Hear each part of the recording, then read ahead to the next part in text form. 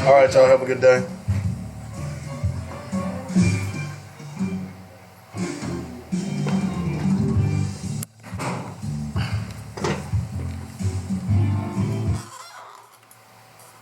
All right, welcome to Black Focus Radio. Our issues, our solutions, our voices. 855-525-5683 is the number.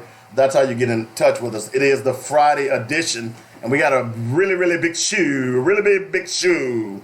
Those of you who are my age will probably remember that saying from, what was that guy's name? Forgot. He did a variety show back then. Back in the day, variety show. Ed Sullivan. I don't know why. I had him on my mind, and then my mind just forgot about him. I know I'm. That's called a old man's disease.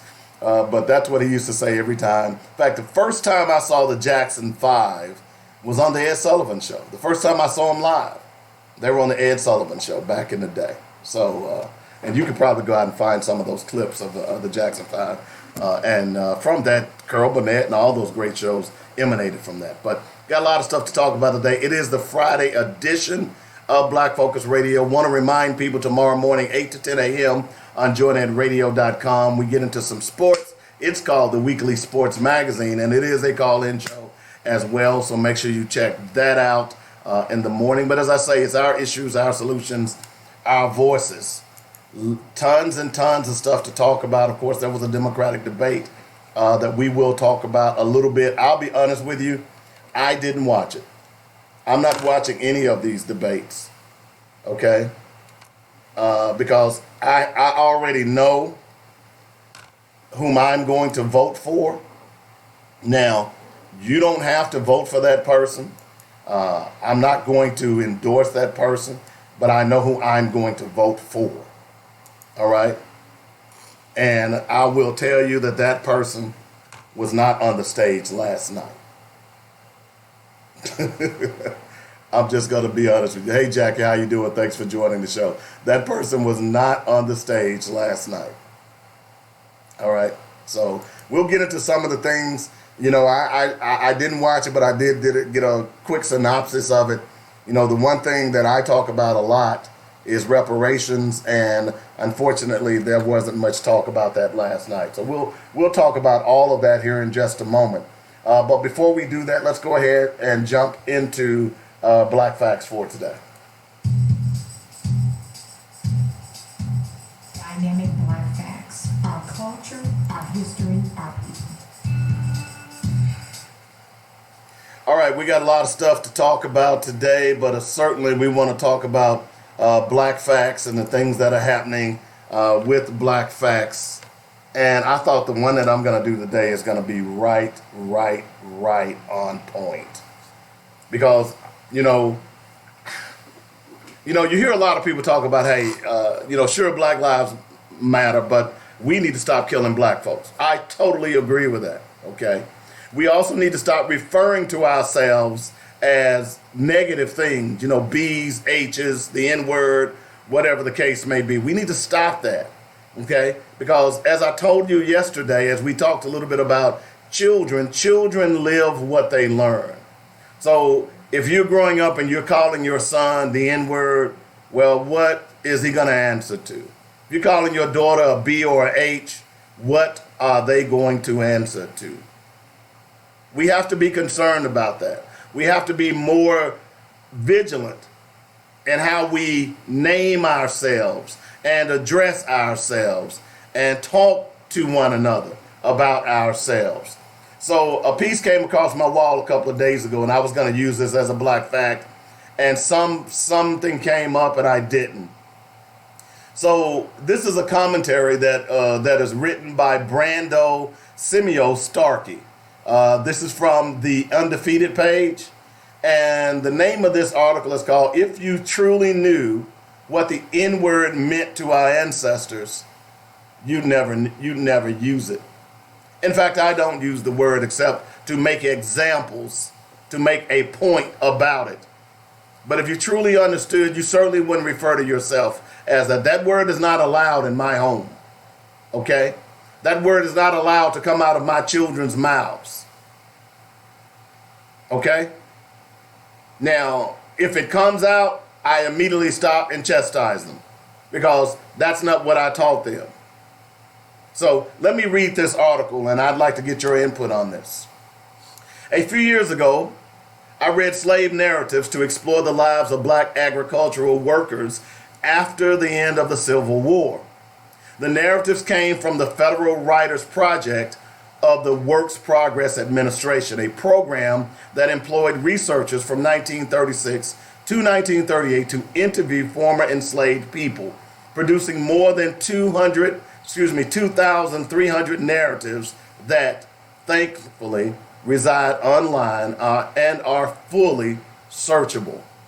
Now, if you go to this article, there's a link where you can go out and read those slave narratives. I've read plenty of slave narratives. I'm going to tell you, folks, they are very uncomfortable. They are very appalling. I've even read some where I cried. Yet I digress. Those whom the law defined as property recounted various unique human experiences, their daily horrors and monotonies, how they freed themselves or learned of their emancipation, the surge of exhilaration upon securing freedom, and how they endured life on the edge of a white supremacist society in the decades thereafter. As I pored over the narratives, I was struck by their experiences and heart-rendering as they were, than by how their experiences sculpted their self-perceptions. The best explanation of what I gleaned, what social scientists called internalized oppression, describes the psychological trauma that ensues when a person from a stigmatized group believes those negative stigmas. That's deep. We'll come back to that. White folks indoctrinated them into accepting their supposed inferiority. These narratives illustrate the success of this campaign of mental terrorism, and no word conveyed the depth of this internalized oppression more than the word nigger. Now, whenever I hear the epitaph, a visual and emotional representation of the heinous process by which a people, my people, were induced to think they were less than trespassers into my thoughts. After years of habitual use of the word nigger, I banished it from my speech to honor the humanity that they never saw in themselves. The internalized oppression revealed itself in various ways. Sometimes the former enslaved people clearly, perhaps subconsciously, considered themselves subhuman, just like how their former owners regarded them. Jim Allen, for example, dubbed himself his master's pet nigger boy and a stray, and thought himself privileged because he could sleep on the floor beside his master's bed. That he likened himself to a fortunate mangy mutt or frisky feline crushed me. The word laid bare to a world view that held black folk as a lower order of being. As when Irene Robertson claimed her former master, Mr. Sanders, was mean in part because he beat his wife like he beat a nigger woman. Nigger also signaled antipathy toward fellow black folk. After the end of slavery, Mattie Mormon went north to Wisconsin with a white family for whom she worked. Members of the family wanted her to go to the circus to watch a black boy's performance. She told an interviewer, "Guess they thought it would be a treat to me to see another nigger." I told them, "Law, don't you think I see lots more than I once, every day when I is at home?" But read how she talks about the family's baby, whom she constantly watched over, fearing, irrationally, someone would kidnap him. No matter what time they come home, they'd find me there. Why don't you go into your bedroom and lie down? They'd ask me. No, I'd tell them. Somebody might come in, and they would have to get that baby over my dead body. Her eyes fixated on the white baby, but she saw too many niggers. A barrage of dispiriting uses of the word blooded me as I combed through the narratives. The KKK kept the niggers scared. The KKK did a whole lot to keep the niggers away from the polls. Slaves owned by nice masters are repeatedly called free niggers. Niggers ain't got no sense. Put them in authority and they get so uppity. I's just a poor old nigger waiting for Jesus to come and take me to heaven. Slave traders are called nigger traders.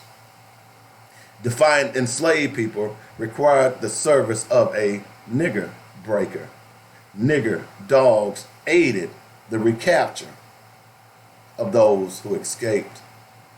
Perhaps more depressing, ironically, was the circumstance that sometimes led them to opt against calling a black person a nigger. William Porter stated that some of the Tennessee niggers was called free niggers. There was a colored man in Pulaski, Tennessee, who owned slaves. A black man who kept others in bondage. He's a colored man, yet those who were owned were niggers.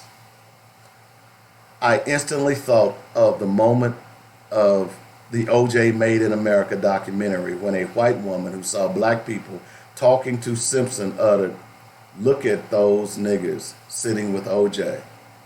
Simpson delights in hearing this because she knew I wasn't black. She saw me as O.J. Porter's outlook matched that of both the racist white woman and the unspeakably racially deranged O.J.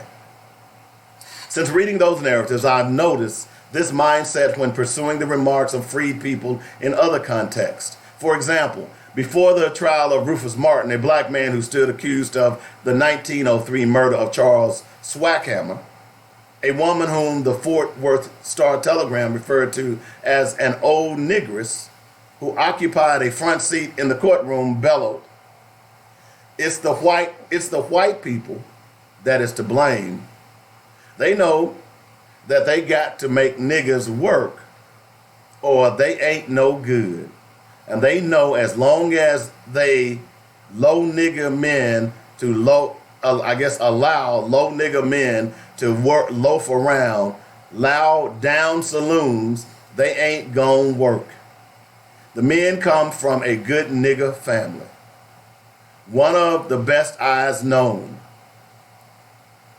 but the place allowed him to loaf around without working and to drink and gamble till he just got to be no good and that he didn't have to work. The place, or I should say, I guess she's saying the police ought to raid them low down nigger saloons every day and every night till they make every blessed one of them niggers tough go to work, or else send them all to the county road. Them saloons is what makes bad niggers. And the white folks is to blame for it because they let them run. That Martin sported a reddish mustache, light hair, and skin so bright that he could pass for white, almost certainly colored her perception that Martin came from a good nigger family. Black folks rescued the word from the smoldering debris of a virulently racist land, reclaimed it and renovated the slur into celebration of black camaraderie. Defenders of contemporary uses of nigger repeat this. When the tale collides with reality, however, it shatters as a misreading of history. The current use of the word is owed less to white folk calling black folks nigger and more to black folk who thought they were niggers and said so. Black people have heralded the infamous word for nearly as long as white folks have. It exists within the black speech now because it existed within black speech then. The uncomfortable truth must be confronted. Absent the internalized oppression of those who called white men and white women their masters, nigger would probably not be a part of the black folks' lexicon. We black folks are reclaiming it not from bigoted white folks, but from our ancestors who sadly deemed their blackness a badge of inferiority.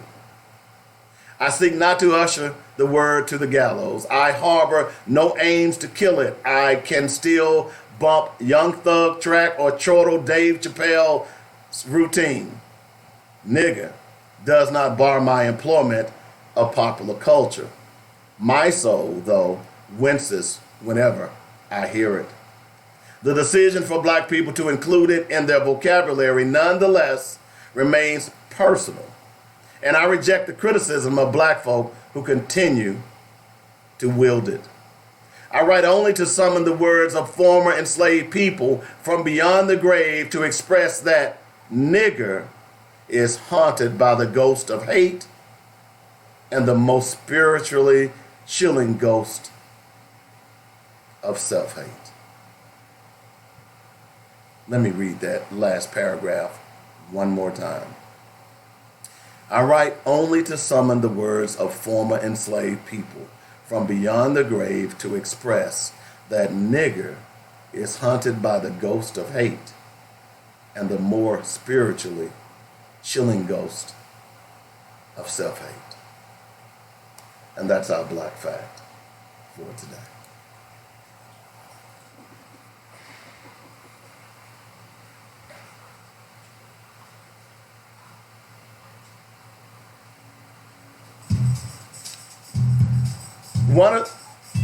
One of the things that we must understand is that many of the things that we do today is because of white supremacy.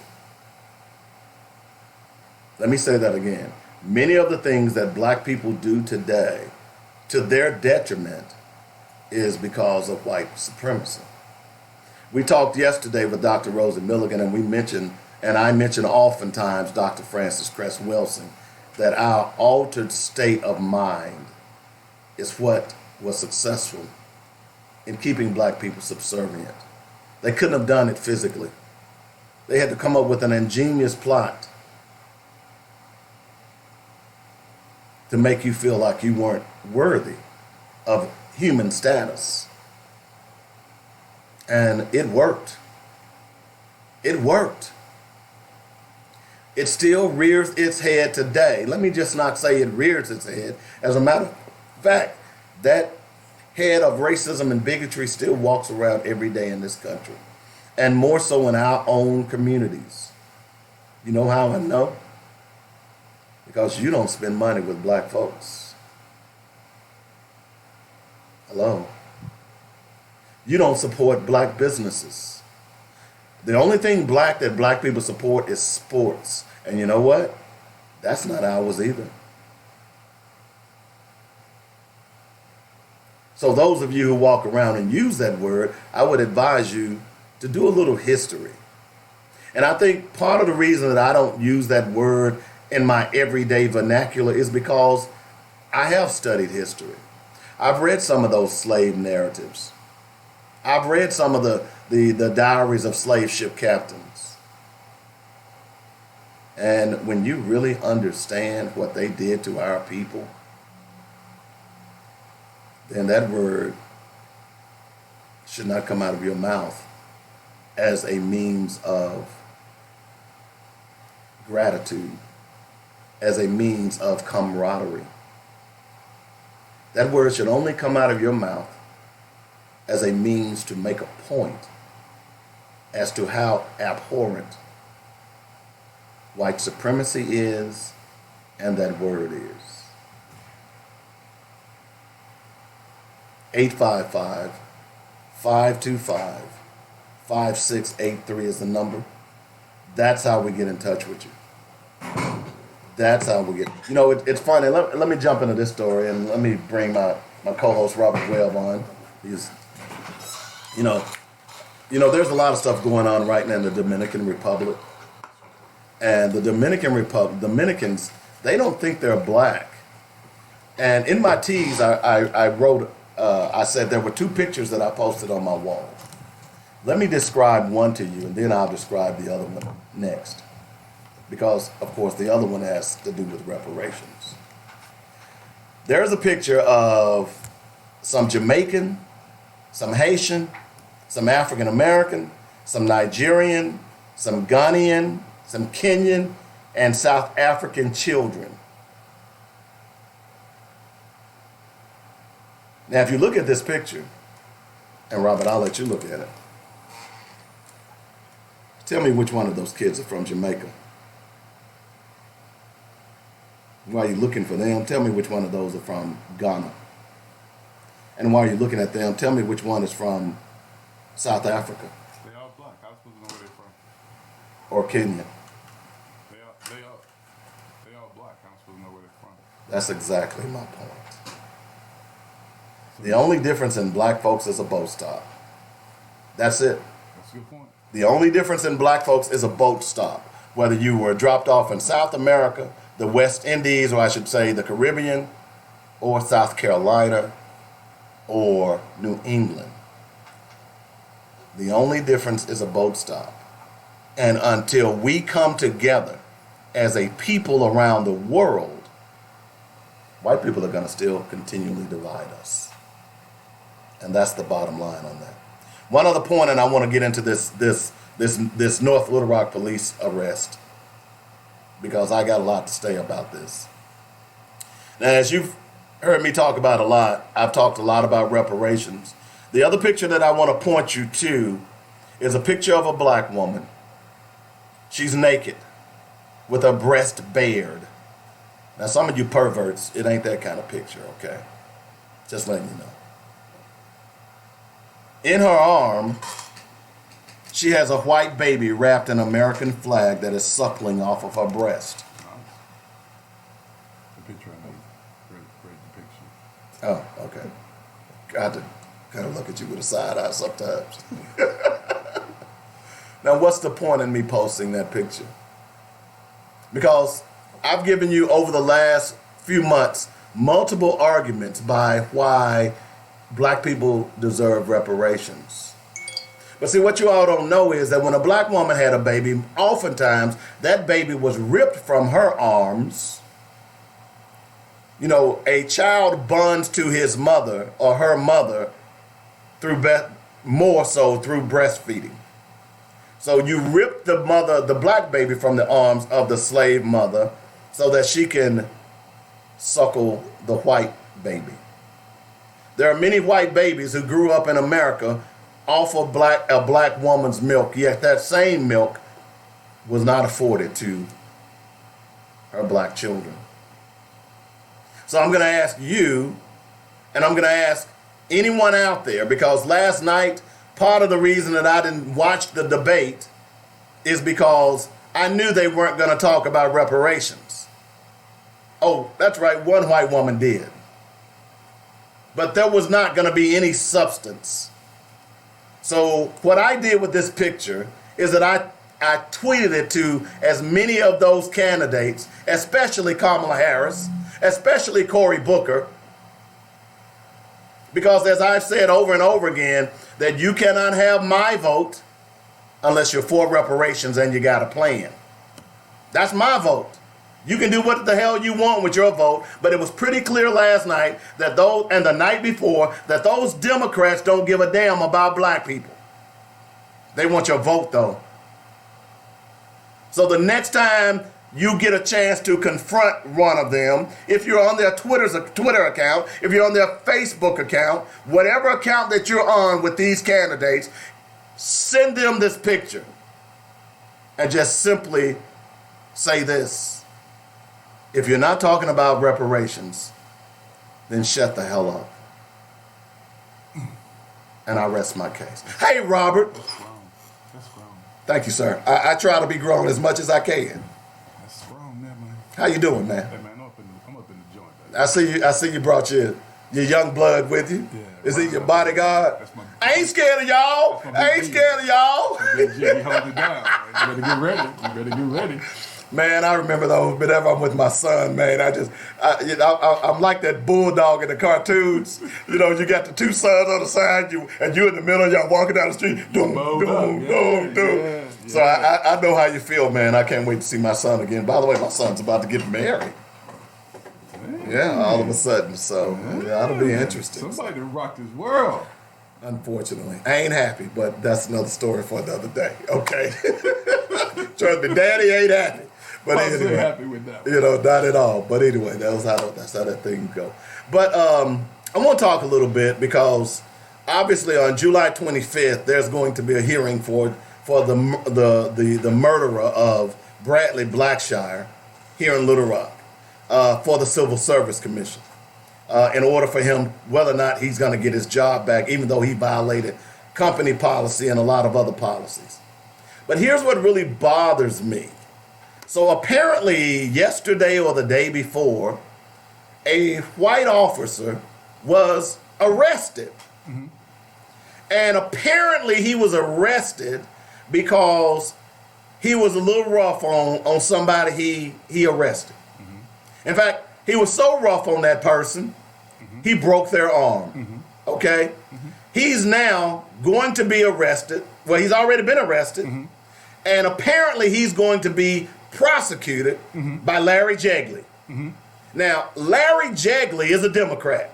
Mm-hmm. Okay? Larry Jegley was quick mm-hmm. when the Bradley Blackshire situation came out. Mm-hmm. He was quick to write a letter to try to justify the murder of Bradley Blackshire. Mm-hmm. Okay? He was quick. Mm-hmm. I mean, it was like he had a term paper due tomorrow, and he was up all night writing it. Mm-hmm. Mm-hmm. Okay? Mm-hmm. He quickly said that he felt like that Charles the murderer Starks was not liable for killing a black man, an unarmed black man. Mm-hmm. He was justified. I believe that was, I'm paraphrasing here. Mm-hmm. Mm-hmm. Mm-hmm. So a police officer who violated police procedure and police policy Right. and killed a man, a black man, he was justified. Uh-huh. Okay? Right. That wasn't, what do they call it? That wasn't abuse of force. No, not okay? Of course. Right. But a white cop who breaks a white man's arm uh-huh. is now about to be prosecuted. Robert, can you explain that to me? Because right now I'm a black man confused in Little Rock. Can you help a black man out? Well, I'll do my best. Okay, thank you very much. Because I know you're a learned individual. I know you want to put on a good face because your son is in with us today. So can you help? Because I'm confused now. I mean, you know, I try to give everyone the benefit of the doubt, but when you keep casting doubt, uh-huh. it's hard to give you the benefit. So can you help a black man out, sir? Okay. So I think it's important to understand what the police represent to different folks. Okay. Okay. So mm-hmm. first thing, black folks don't always see the police as being protectors right. of us, mm-hmm. right? While on the other hand, white people see the police as being protectors mm-hmm. of them. Mm-hmm. Okay. Mm-hmm. And so if those people who they say are to protect them then hurt them, then yeah, they have to be prosecuted because hey, they're supposed to protect us. Now, who they're protecting you from is what's really important. Mm-hmm. They're protecting you from black people. Mm. You get that, right? Yeah. So, when a white officer shoots a black man, no, they're not going to be outraged because in their mind's eye, that's what he's hired to do. Mm-hmm. Protect us from the bad black people. Mm-hmm. You with me? Mm-hmm. So yeah, when you get Jegley coming out saying, yeah, this guy has to be prosecuted, they have a totally different mentality toward the police. Their mentality toward the police is, you're here to protect us from them. That's it. You're not supposed to hurt us. You're not supposed to do any of these things to us. That's why you see whenever something happens and there's a white person involved, usually they're quick to press charges and they're quick to use everything within their power to prosecute. Doesn't always happen with blacks. Well, that has depressed me, sir. It's just a Because basically what you just said is that white folks are okay with black folks being murdered by the police. Some are, yeah. Well, I would argue that the majority of them are. I wouldn't say the majority. You Okay. have some who understand that it's wrong. So if you understand something is wrong, yet you do nothing against that wrong, then you're just as wrong. Let me give you an example of that from history. One of my favorite white folks of all time from history. Okay? Okay. John Brown. I knew you was going to say John Brown. Okay. John Brown. John Brown was a Quaker. He was a minister. He felt like slavery was wrong. He raided Harper's Ferry. He killed as many white folks as he could.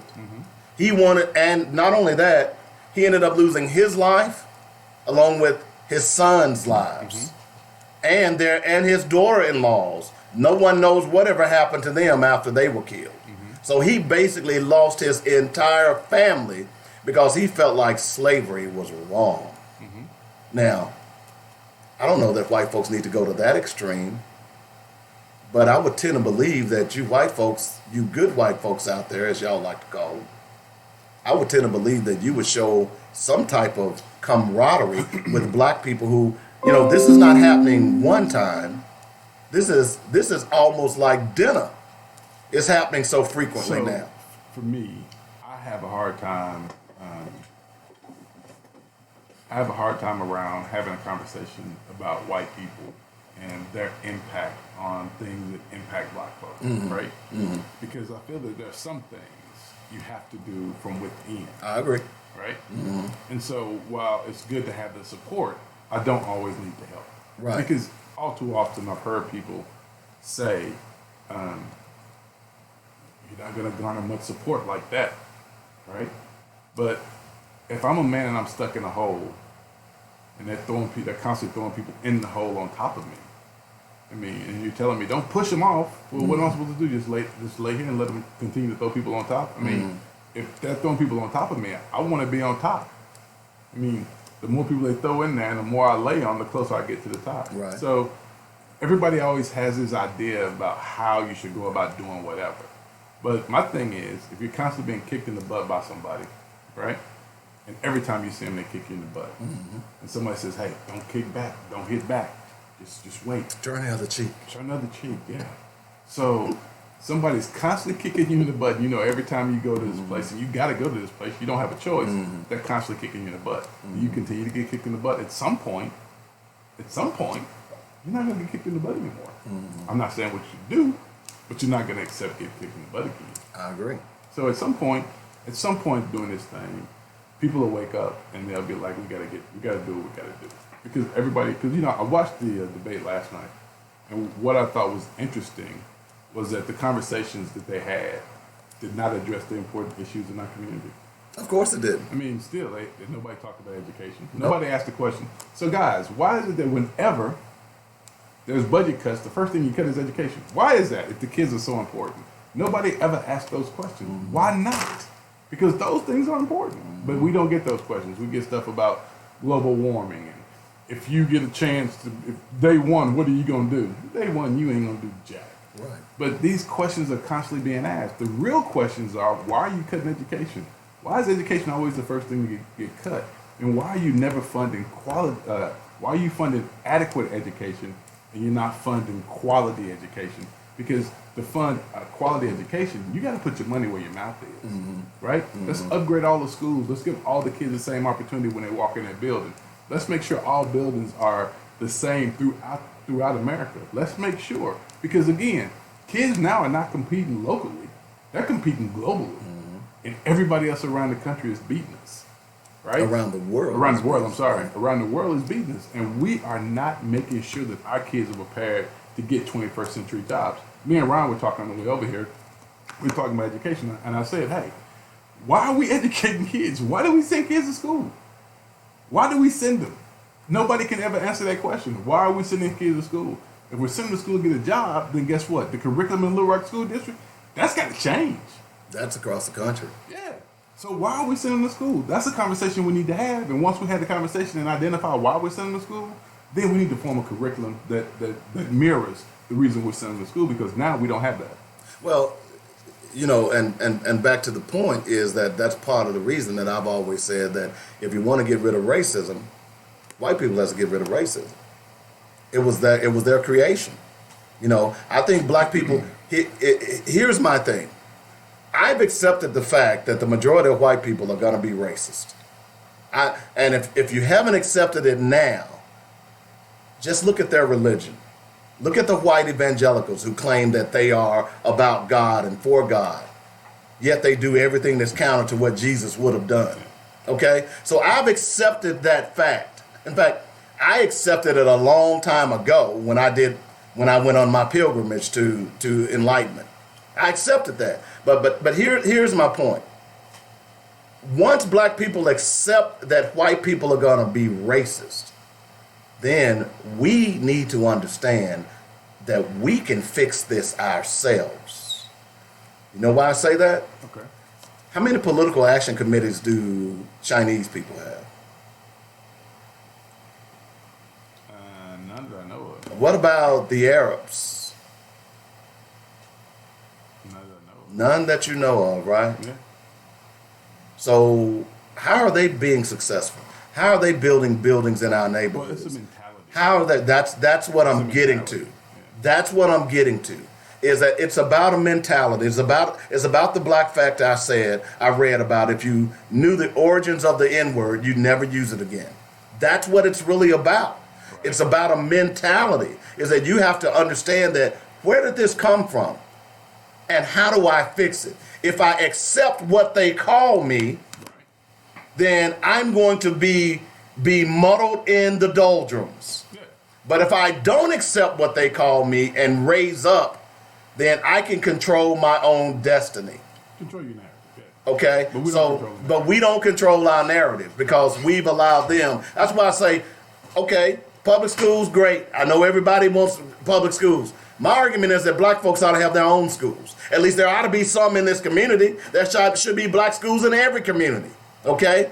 There should be a program in every community ran by black folks that when that black kid goes to that white school and gets kicked out because he's a black kid and they don't understand him, that black school can say, hey, send him over here. We can raise him. We can educate him. Okay? That's what we ought to be doing. Dr. Duncan made a great point yesterday. And that point was 95% of 95% of most ethnic groups, all ethnic groups hire 95% of the people who look like them. Exactly. Right? That was an excellent point. That was a great point, right? Yes. So the bad thing is, the reason we have such high unemployment is because we don't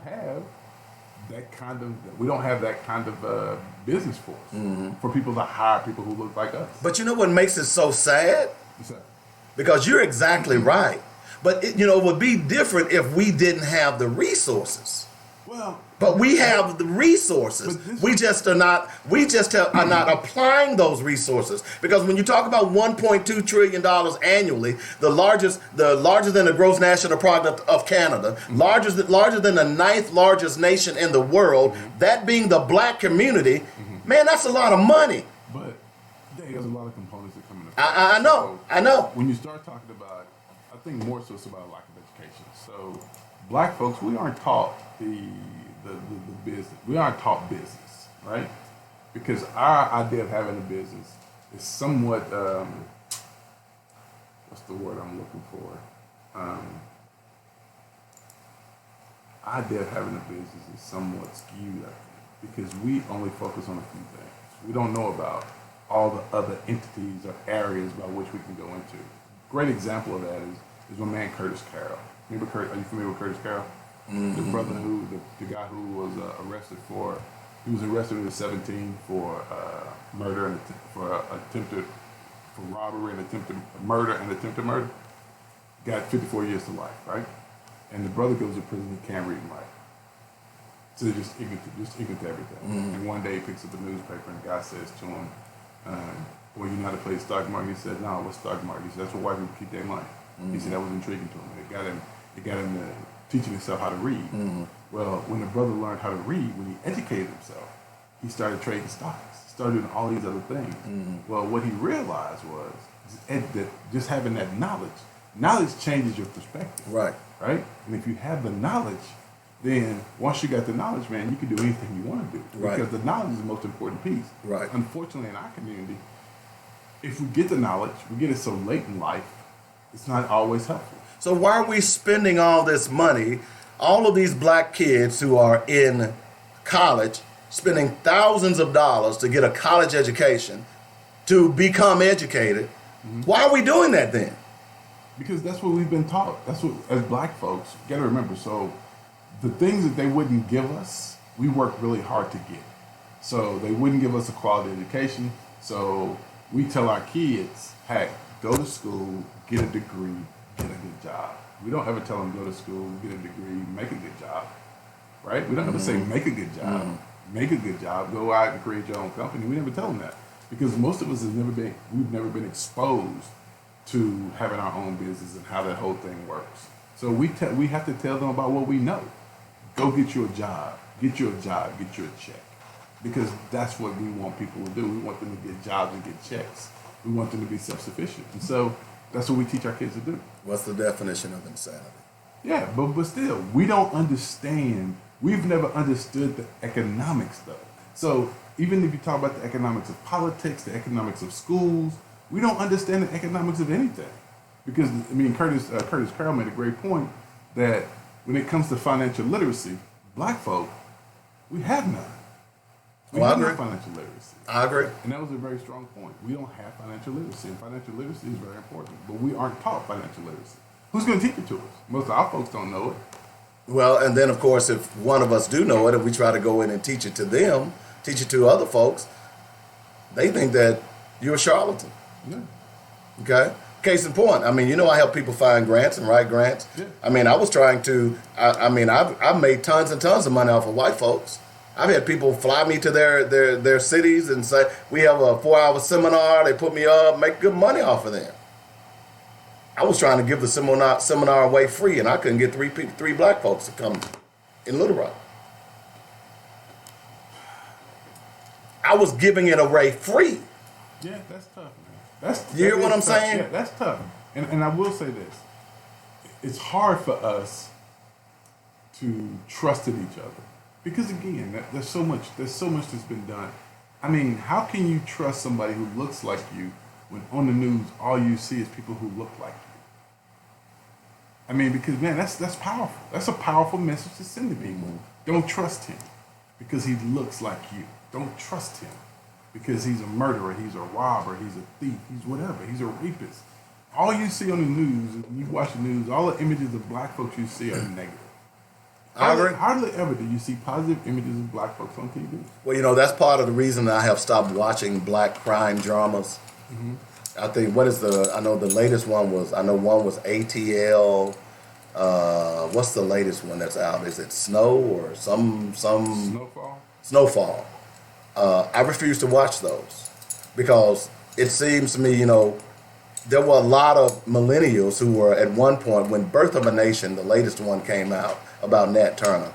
I saw a lot of posts from millennials saying, I'm not going to watch that. You know, I'm tired of watching movies about slavery. Okay? This was a movie about history, about a black man who overcame the indoctrination in order to fight against slavery. Yet you're not going to watch it, but you'll watch some trumped up fictional story about a black kid selling drugs, and you think that's cool. That's what indoctrination does, is that it makes you think the things that should be wrong, right, that you should protest, they're okay, but the things that are not wrong, you ignore. That's part of the problem. And I guess the question is, because, you know, we talk about this so often, at some point, how do we break this cycle? Because there are people who won't listen to this show because black people, and we drop knowledge on this show every day. Mm-hmm. There are black people who say, I'm not going to listen to that show because all they do is talk about that black stuff. Yeah, some people don't want to talk about black stuff, and I get that. That's a fair. That's fair. I get that. That's sad. But I think that's sad. I think what people don't understand is that our show is more than just about black people, but we have conversations about how politics impacts black folks. I mean, and how that looks. How we it got affects here. us. Well, not just how we got here. We also talk about stuff that impacts black. I mean, how it impacts black folk overall. I mean, because again, like we talked about yesterday about the whole thing about closing down the park and closing down the golf course and opening up the park. We talk about how those things impact us because I don't think it just takes us back to the economics of politics. We don't really understand the economics of politics, and so I think it's important that we know the economics of politics. I find it interesting as they had last week they had the reparations debate, and you had this educated Negro on the panel. I forgot the young man's name from Harvard who spoke out against reparations. Of course, really made himself look like a fool, not understanding that the reason you are in the position that you are in is because black people laid the foundation for you. But he apparently didn't get that. But it really flies in your face when a descendant of a slave owner says this.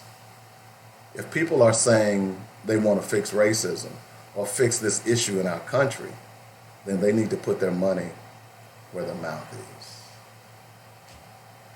Who do you think said that?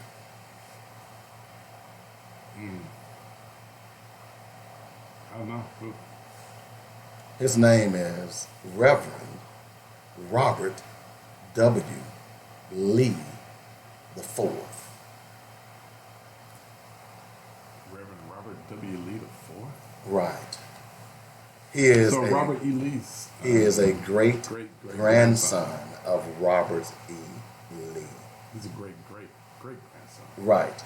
Of Robert E. Lee. And you had black folks. Black folks. Yeah. You have them even now. I don't want no reparations. I don't want them. He was talking about the great grandson. Little fact I learned not long ago. By the way, that voice you're hearing is our illustrious leader, J.C. Love. J.C. Love in the house. Did you know that Steve Young, who played for the 49ers, is the great grandson of Brigham Young? Yeah. Yes. I didn't know that. Yeah. You didn't? Yeah. I didn't know that. Yeah, that's been out a long time. Yeah, that's all they talked about doing the Yeah. draft. I was like, what in the world? Really? Yeah. And then when he won the Super Bowl, they talked about it a little bit, but not really in depth. They made mention that he was the great grandson and he went to BYU. Yeah. That's where he went to BYU and got a free ride, basically. And yeah. He owned the university, right? Yeah. My name is on the door. Exactly. Yeah. Exactly. Let me in. I'd still like to find out where those golden tablets are. They at BYU. Yeah. Are they? Yeah, Talking about reparations. How Yeah. you think it ought to be dealt out? It's not going to happen. They up there talking about it, but it's not going to happen. Well, how you think it ought to be dealt I don't think there's one way that you can do it because the need is different for everybody. I certainly don't want it to come in the form, if it happens, in the form of a government program. We saw a government program at the end of the Civil War called the Freedmen's Bureau. Right. We've seen other government programs slated to help black folks and it has done nothing. I think it has to come in the form of some type of check. But first, have they even identified how much everybody would get? No, not yet. But I'm just saying. See, that's where it gets hung up. Well, here's the number that I saw this morning. The two things that gets hung up on is how much should everybody get, number one, and then how do you identify, who is black? Right. But you know who black when you're being racist, but you don't know who black now. Yeah, exactly. When you need to cut a check, that's an excellent point. That's an excellent point. But I think it ought to come out through tax breaks. Tax breaks. No. Well, so here's why that won't work because there are a lot of There's a lot of black folks who don't pay taxes. Don't pay taxes. Right. Yeah. That's And what who I'm saying. won't have jobs. Who So won't, how can right. they get a So tax break? see, that's what I'm saying. It needs to be different forms. See, in my case, I think they need to be like Bush did. Bush mailed everybody a $300 check. well, in my case, what I'd like for you to do for me is give me a non-interest bearing loan. Okay? Let me have $100,000 to get my business on the footing that I need to get it on. Okay? No. Now let me finish my point, because here's why this would, in my opinion, work. I talked about this the other day. So if you give me a non-interest bearing loan, Okay. where I have to pay, I'm still gonna pay the loan back, okay?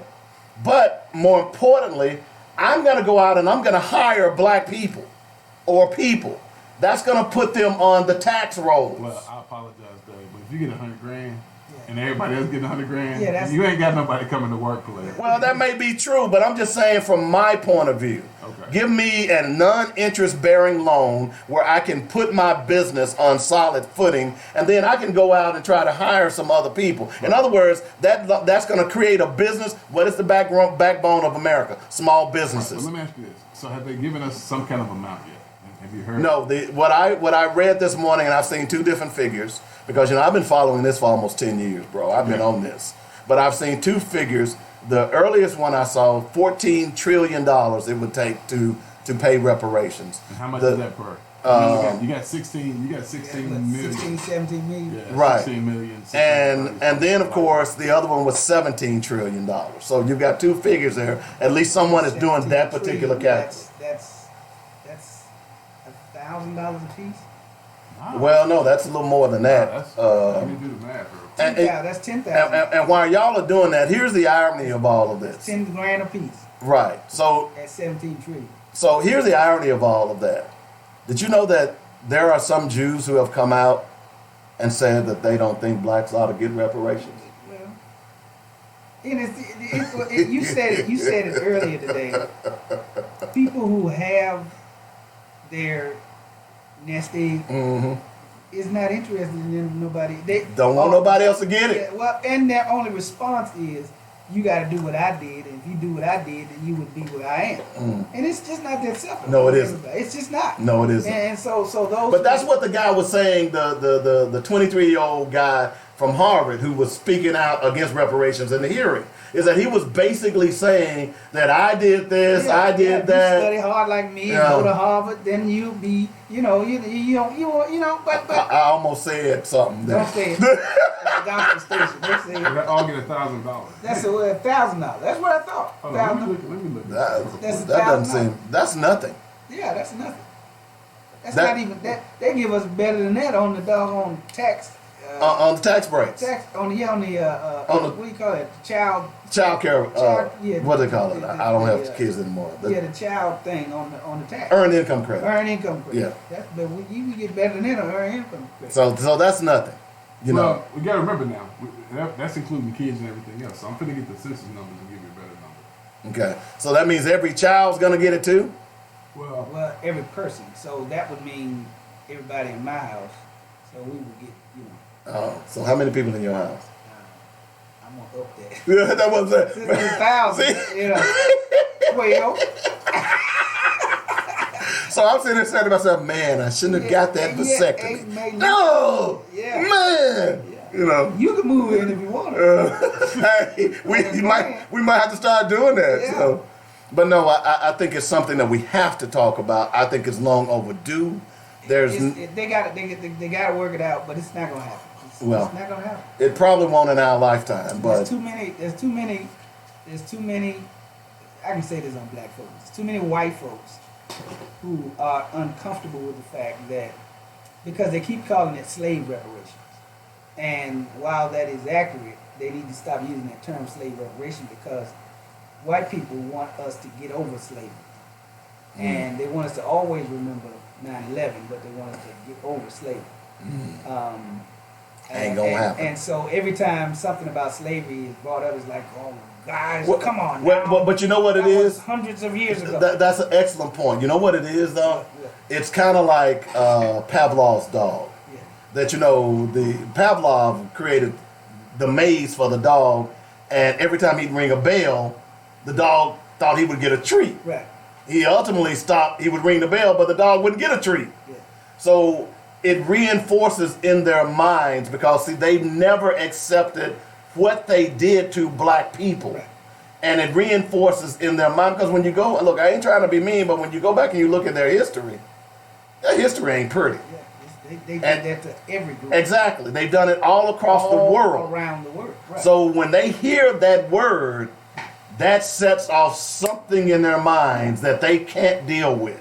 And that's a psychological problem on their part. And on top of that, there's some black people who, my best friends are, You know, I just think why don't we just get over it, guys? You know, and just work hard and continue to Let's love one another. And so, but that's somebody who ain't been out here hustling, trying to make this thing happen. You know, I lost a friend who, when I said on the show a while back that I'm through carrying water for everybody else. Yeah. Well, what about the LGBT and the Asians? I'm going to and, lunch now. you know, I ain't trying to carry no water for 17 none trillion. of y'all. I've seen this including everybody now. Since it said the black folks make up 13.4% of the population, with 327,000 per the last census. So it took us to 48 million for black folks. I rounded it up, right? So at 48 million, and they give it 17 trillion, it'd be $354,166 Per person? per person. Oh, well, that's Now, see that right there. Let's do it. Let us pray. Might be pray. And then when you take out people under 18, then the number, of course, almost doubles. And so, 'cause it's but 22%. here's the other question: how long does that go on? I mean, like, is it just for those of us who are existing in America now, Yeah. or does it mean our children or our grandchildren? That's a good question. Well, yesterday Tariq Nasheed, I read 11 points of why reparations are needed. One of the things that he said was you would use the 1870 census, and that's how you would trace back whose relatives were enslaved and who wasn't. And if you and well, I said that same thing as well because we all interrelated. I mean, exactly. But not only that, the 1870 census. You got to know your lineage, Right. But not only that, you got to understand that there were a lot of black people who were enslaved that were never counted by that census. I mean, you were little black boy, 9-year-old boy. That's what you were. Exactly. Well, you were, as I read, you were a little black pickaninny. Well, I'm just gonna let y'all know I can trace my folks back to slavery. So y'all holler at me. I can trace mine back. I ain't worried, dog. You know me. To the last generation slave. Really? To the last, there was a woman who owned my, I guess it was great grandfather, and she inherited him from her husband who died. But that's it. After that, now you can't. It's hard to go. My I don't know how many greats it is, but he was owned by a family in Florida. And so that's where the Breedlove name came from. So when the Breedlove name... You a Breedlove? Oh, God, no. He took the Breedlove name and he left. So he left and went to Georgia. So that's where my folks started. He left Florida and went to Georgia. Yeah. So he was owned by people in Florida, went to Georgia, and later after they had kids, their kids migrated to Arkansas, down in Sherrill, Gassame, and all that area. So if you go down there now, you can actually see the tombstones of folks who were down there who were buried, post-slavery and pre. Yeah, mine would around in D.C. and it gets lost after that. So it gets lost. Well, I can trace mine too, and then of course the fact that my mom's 93 years old, and I mean and that's what I didn't have that oral history with my mother before right. she passed. So she was born in 26. She told me something. 1926. Yeah. So you go back and trace. She's only one generation removed from Right. You see what I'm saying? Her mother. Well, she's barely a generation. She's barely a generation. No, she's Go actually two generations. Here's what I did. I went 60 to, years. So she's two generations. Right. If she born in 26. Well, one generation. Check the 1930 Census. Okay. She'll come up on that. She'll be a 4-year-old. Mm-hmm.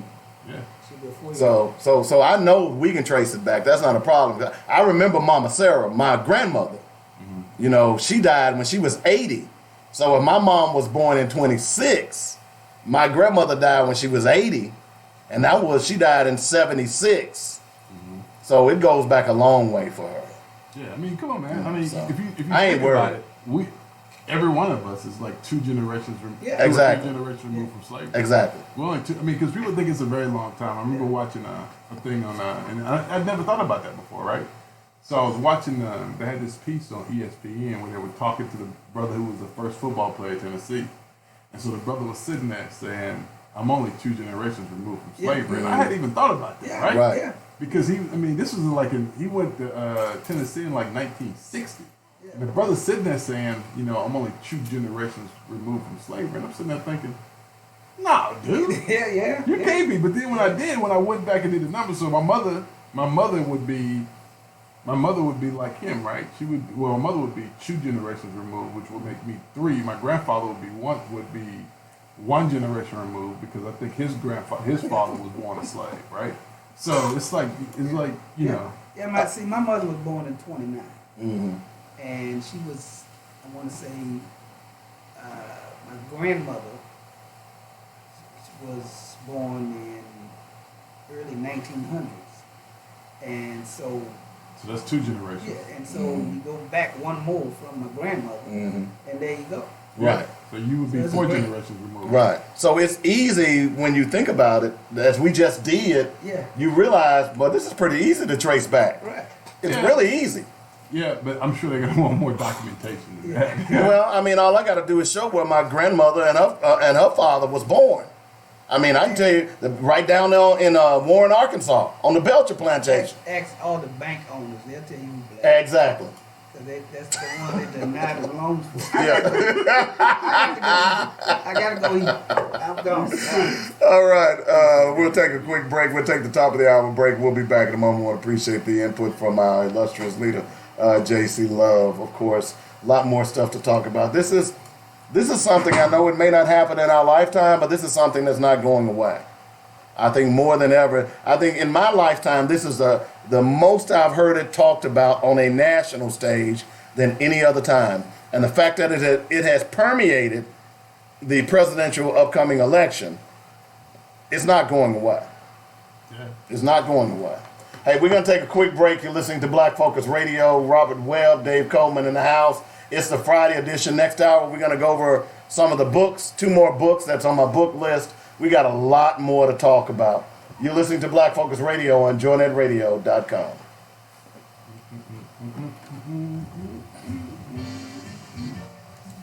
The law offices of James F. Swindoll provides our clients the personal care and attention that Latanya says, all of this trying to decide what to do with the check is up to the individual.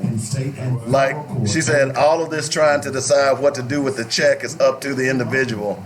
Like that man said in the Malcolm X movie, get your hands out of my pocket. I agree. Who said that? Latanya. For a free attorney consultation, call 1-800-848-1290. Soon you walk out the door, it's the last door on the right. 848-1290 or email inquiries at arkansas-personal-injury.com. Our law offices are centrally located at 212 Center Street in Little Rock. That's the law offices of James F. Swindoll, personal injury and products liability attorney serving Arkansas since 1977. Mitchell Funeral Home welcomes all of Arkadelphia and Arkansas to connect with a family-owned and operated service provider in Clark County since 1966. At Mitchell Funeral Home, they understand that the funeral is a celebration of life and legacy, so the entire staff takes great pride in the caring, personal, and professional services they provide. It's a good, it's a dilemma, but because you can't figure it out right now how you would pay it out, does not mean you can't pay it out. You see what I'm saying? You gotta, it's like in it. How did you go to the moon? What if people would have said, hey, we ain't gonna ever go to the moon, then you would have never went to the moon. Okay? So don't give me this argument that, hey, we can't talk about it because we don't know how we can get it done. You can get it done, but you gotta start talking about it. 870-246-2611. It's quality you can appreciate and service Yeah, you can I don't. I told you what's gonna happen, man. They're gonna make it so hard that you just get to the point that you go, shit, we can't figure it out. I don't know, man. These young millennials ain't letting it go. That's what I'm loving about it. That's why I'm saying let them have the office. Let them. We need to get rid of all these old fogies. I do want to talk a little bit about did you watch all of the debate? I want to see what your thoughts are because I wasn't gonna watch it. Well, you gotta watch it, man. We can't talk about it if you don't watch it. I got bits and pieces, but a debate with all those people, you're not going to really get what you need. The average talk time of all of them on that stage was about 9 minutes. You're not going to get much out of 9 But minutes. that's the point, though. And for people to be all of a sudden on Kamala Harris's bandwagon because of just what she said last night, that's ridiculous. Go look at her record. No, nobody does that. That's my point. You see what I'm saying? Those are set up to who could get in the best singers. And people say, oh, you know, Kamala Harris, she got Joe Biden. I'm voting for her. What did she get exactly? You know, I'm like, no, that's not how you determine who a candidate is. You know, really what you ought to be determining is when they come to your community and you ask them legitimate questions, how do they respond? See, when Pete Buttigieg went back to South Bend last week after the black man was killed, they tore him up. Them black folks bore him out. He couldn't respond. You can't, no. All right, welcome back to the show. Second hour of the show, Black Focus Radio, our issues, our solutions, our voices. 855-525-5683 is the number. I want to make sure I read what LaTanya said on the air. We were talking about reparations last week, last hour. All this talk about deciding what to do with the check is up to the individual. Like that man said in the Malcolm X movie, get your hands out of my pockets. Or like Dr. King said, we coming for our check. Coming to get paid, right? You know, that's all I want is my check. And like, I don't need, look, and it's going to annoy me that black people who are in political power will try to set up some type of mess that says, hey, why don't we start a government program?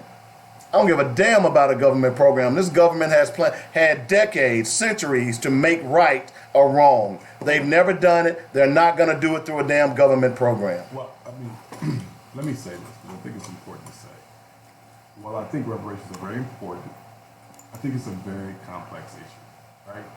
And the reason I think it's really complex is because, honestly, what dollar amount do you put on what black folks have done for America? You can't. I mean, you're talking about 300 years that we worked for free, that we made the crops, we tilled the soil. That's why I said $1,000 ain't going to be good America. enough. We single-handedly built America for free. And America is the way it is because of that. How do you pay a race of folks for that?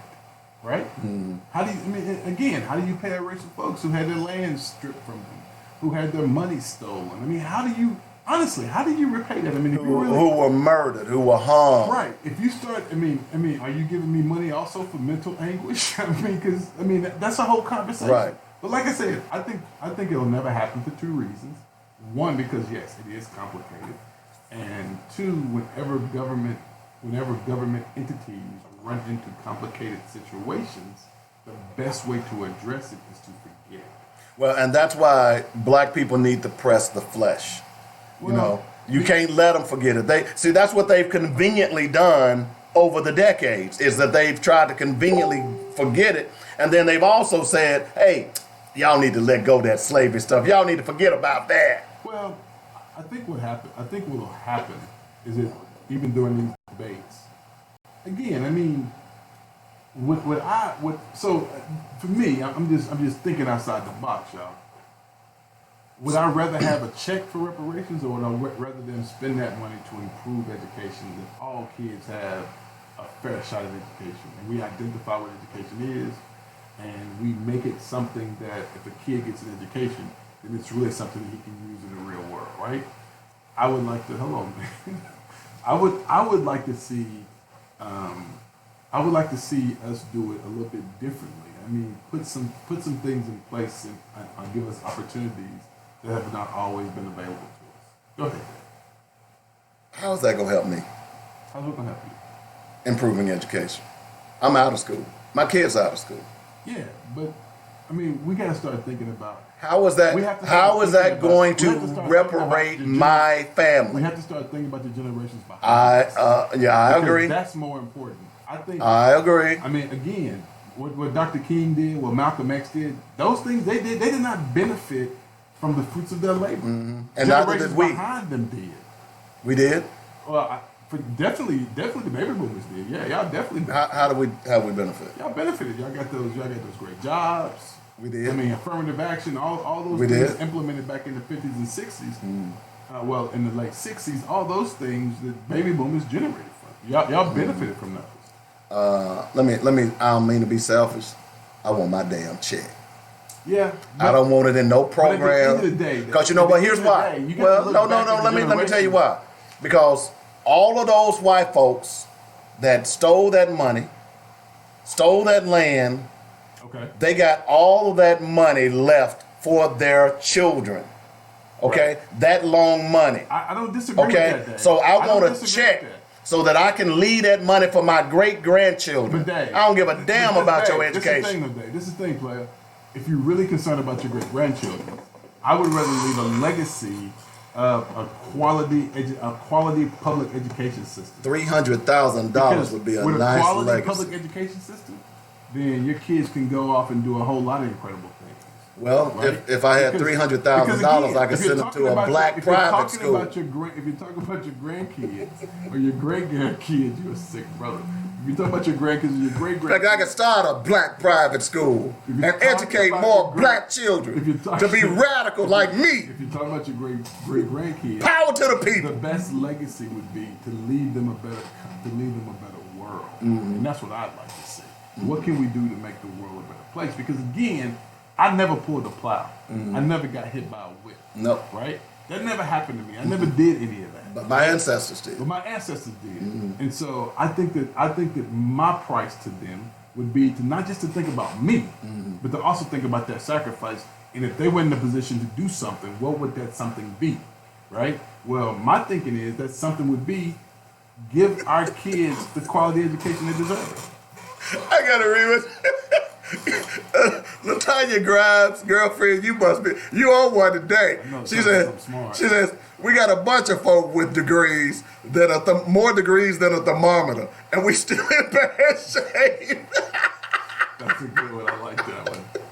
So, I mean, I hear what you're saying, and I mean, that sounds really, Pollyannish. No offense, but it does. It's okay. But at the end of the day, I want my remedy to be for me, okay?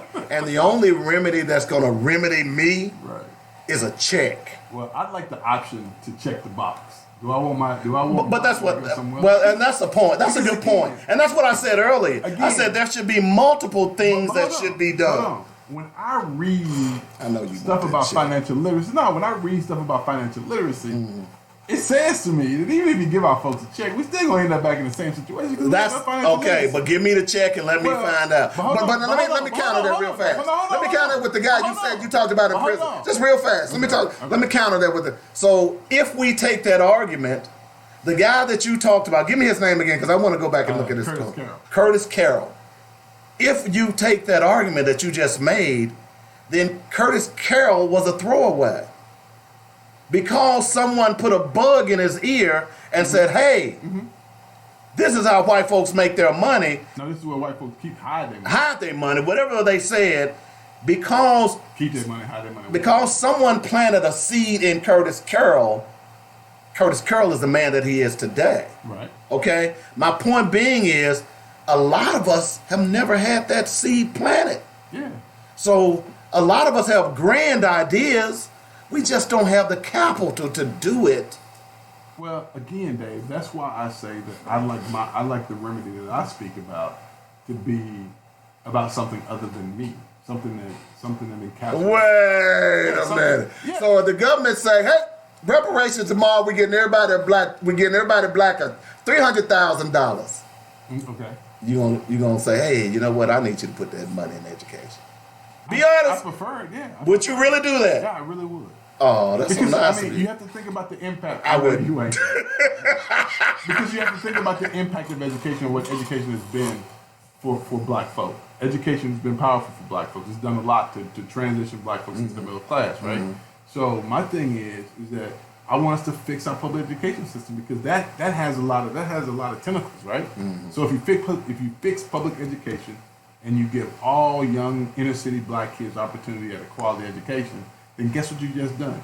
You've cut crime, right? You've put a huge dent in poverty. I mean, you've done so much by improving your education system. I agree with that to some extent, but here's where I run. I don't agree with it. Because if we're talking about improving the current education system, Well, but again, like I said though, I said let's identify why we're sending kids to school, and then let's create a curriculum that mirrors that. okay. So that's what I'm talking about. I'm not talking about supporting the current. But here's I follow you on that. That's an excellent point. But the current education system, or whatever evolves out of it, Right. if we have that mindset to evolve it, Right. white folks still gonna have their hands on it. Okay, this is my money. This is my check. I don't want you having your hands on nothing I got that I'm owed. You understand what I'm saying? I hear you. I would prefer that if that's $300,000 that we're gonna get, whatever way they decide it, then I would prefer that black folks like you and I, JC, say, hey, look, we can educate our children better. And we pool our money and make our own education system Well, because we can only educate the kids in Arkansas. We got kids in Louisiana, Texas, Mississippi, I understand that. California, I understand that. Arizona. I understand that. I'm talking about something that's going to impact all black kids, not just the ones within the spitting distance of me. But if you're still sending them to a white system, oftentimes we as black folks sometimes we think so locally, and I'm part of that is I have that problem too. no, you when it still comes call to yourself a certain things. minority. To some degree, yeah. I guess Right. so. See, I don't. So I don't think. But to locally. some degree, we still think locally, right? And so when it comes to something like that, I don't want to think locally. I want to think nationally because hey, in Little Rock, I can only impact so many cats in Little Rock. But if we talk about fixing education across the board, then we can impact all kids everywhere. All right, so And that makes a big let me throw this out there. All right, so Robert, David, JC, and let's say three other guys. So we all get $300,000, right? That's over $1 million. Okay. All right, let's say six of us. Okay, that is over $1 million. Yeah. So six of us say, hey, look, man, we're gonna take $100,000 of that money and we're gonna start an education system. Okay. One thing I know about people is that people are copycats. That same mentality is going to start popping up all over the country because a lot of black people now are beginning to realize that a white system, which is what the educational system is not going to properly educate our children no matter how much money we throw at it. All right? In order to beat this system, then we have to educate our own. That's what I've been advocating for decades. Dang. We Unfortunately, blacks, we also exploit each other. Yep. Right? And so do any other ethnic group. Right. I'm not disagreeing with that. Right. But my point is that you're talking about recreating the wheel. I'm not a big fan of recreating the wheel. I'm a big fan of identifying what's broke with the wheel, fixing it, and then let it keep rolling. Because what we're doing now, you talk about recreating the wheel, so you figure, Dave, it's going to take us at least 2-3 years to get a school up and running because of the process you have to go through. So if that's the case, then think about how many kids we miss. But if we talk about addressing the system already in place, then we can impact those kids right away. Because we're talking about revamping a system that's already broken. Because seriously. So how much pushback are you going to get from white people on view? Because see, here's the bottom line. But that's not the point. The point is, if everybody wants a quality education for their kids, you ain't got to send your kids to a private school because now we've identified that these are the things that are important. These are the things that we're trying to instill in kids to get them to move them forward. Because hold on, But see, white people don't care about black kids' education. Hold on, let's do this. So if we go back and we look at why schools are the way they are, right? White flight. No. Let's talk about the schedule of school. how much time they get out of school. I mean, think about it. The reason kids get out of school in the summer because this is what is this? This is Harvesting season, right? So this is harvesting season. Spring break is planting season. So that's why you get the week out for spring break. It has nothing. I mean, think about how long ago that was, right? We're still operating under those same antiquated dates, and we're not still doing that same kind of work. We need to change the way the school district works, the way the school year works, how the school year looks. Do they need 2 months out? Maybe they only need 6 weeks out. No, Maybe they need to go to need- school year round. Maybe they need to go to school year round. But the point is that's a conversation we need to have. I'm serious. If you look at all the other industrial nations, their kids are in school more than American kids. Well, that's the conversation we need to have. But again, that goes to us having a conversation. I mean, why is But see, Robert, you assume you cannot have that conversation without looking at the history. They don't want to educate black kids. They just don't. But hold on, though. This is my point. Now, if you're going to give me a check, a one-time check, one time check, one time I'm only getting this check, one time ever, never no more. You just going to get it one time? One time I'm going to get this just check. once? Just once. Okay. One time. Okay. Now, changing the educational system is something that pays dividends for generations. You get that, right? I would much rather not get a check and change the way we do education. But see, again, you're living in that Pollyannish world It's not Pollyannish. because you're assuming that white people are going to accept those changes. I wonder how many brothers said to Dr. King, dude, you live in the Pollyannish world. You think these white folks gonna let us come down and sit at lunch counters? But the bottom They line let is us eat with them. But when you They gonna give us their jobs. and you know that's an excellent example. So when you look at that in retrospect, what do we really have based on what King them Dr. did King did say he was integrating his folks into a burning building? But the thing is that I think that we can learn a lot from the civil rights movement. I agree. The things we learned I agree. from that is that, Don't trust white folks, well, don't trust white folks, but we need to focus on and don't trust some of us either. how we can better And the Arabs, oh hell how no! we can better identify how we can better identify how we move forward, because how we move forward is really the most important thing. And by how we move forward, what I mean is that okay, if we're going to fix our education system, let's sit down and have conversations, not with people who were successful in school, but the kids who weren't. Tell us why you don't feel you were successful in school. Because I wasn't able to eat. I didn't have food at home. I couldn't change my clothes. Okay. You know, my mom or my mom was a crackhead and my dad was beating her up because she smoked all the crack. Right. I'm not trying to make fun. This is reality. No, we make adjustments for all of that because those things are important as we try to move forward. Because if you're going to move forward as a race, then you got to take every opportunity, and you got to capitalize on it. Right? We haven't always done it as a black community. I mean, we've had several opportunities where we could be really successful and do some really positive things, but we did not do it. I agree, but I also think that if we're going to move forward as a race, we have to decide to move forward as a race. And we cannot be depending on white people to help us move forward as a race. And I say that because I only look at their history. And their history has shown us that they don't give a damn about black people. In fact, they don't give a damn about many people in this world except themselves. I hate to say that, but I can only judge a person, by their history. And based on what we've seen from them, look, if they wanted everybody to be equal and feel equal, look, when integration first started, what happened? They decided that they would move out. It was white flight, the nice name that they called it. They didn't want their children to go to school with black kids. They didn't want their children to get to know black kids, okay? So I'm not sold on the fact that white people are going to be amenable to revamping an education system when, in fact, they didn't want black kids in that education system in the first place and have done everything over the years to destroy it.